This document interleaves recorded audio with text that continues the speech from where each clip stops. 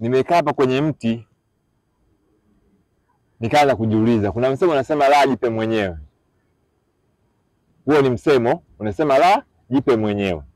Sasa naanza kuwaulizeni, hivi kila anayeimba ni msanii? Kwa nini kila anayeimba tunamuita msanii? Anaitwa msanii wa uimbaji. Yaani hata nimekaa nyumbani kwangu nimeamua tu kujitungia tu wimbo tu, mradi najitungia najiimbia, tayari nitakuwa ni msanii? Au mama anapokaa nyumbani anambembeleza mtoto wake, anaimba nyimbo zozote zile, anatunga pale pale, tayari msanii? Au mtoto kalala pale, yuko pale anacheza, wakati mwingine anajiimbia nyimbo, tayari ni msanii? Kwa nini anaimba nyimbo tunamuita msanii? Jamani, sio wote ni wasanii. Nawezekana nikaamua nikajiimbia nyimbo, nikaenda hata studio nikajitungia tu, mradi kwa sababu najipa mwenyewe, nasikiza mwenyewe, naimba nyimbo wangu, najiimbia, ni wa kwangu, lakini sio msanii. Msanii sio lazima aimbe nyimbo. Au sio msanii kumta ujita msanii kwamba kwa sababu naimba nyimbo najiona kama wewe ni msanii. Wengine sio wasanii. Wengine unaimba tu mradi tu uonekane. Sasa tuanze kutambua, tuanze kuwajua msanii ni nani?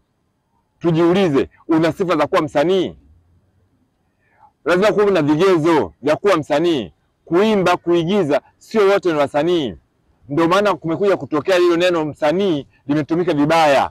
Kwa sababu hata matapeli wanaitwa wasanii. Yaani mtu anaweza akatoka huko akakutapeli kwa sababu ametumia akili ya ziada na nini, ni tayari ni msanii. Sasa jamaa yule msanii sana. Msanii ni nani? Kwa hiyo tumekubaliana kwamba mnakubali kwamba msanii ni tapeli.